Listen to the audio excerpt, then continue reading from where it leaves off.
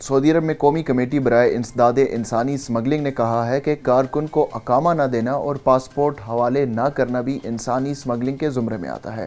سعودی قانون کے مطابق کسی بھی اسپانسر کو یہ حق حاصل نہیں کہ وہ اپنے ذاتی یا گھریلو ملازمین کا اقامہ، پاسپورٹ یا کوئی بھی شناختی دستاویز سے محروم رکھے۔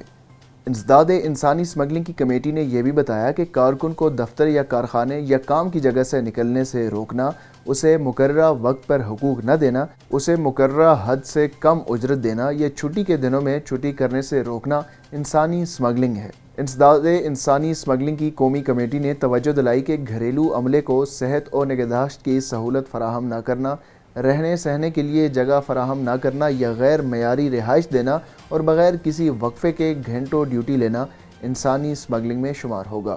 اس خبر کی تفصیل اور اس طرح کی مزید خبروں کے لیے آپ وزٹ کر سکتے ہیں ہماری ویب سائٹ urdunews.com۔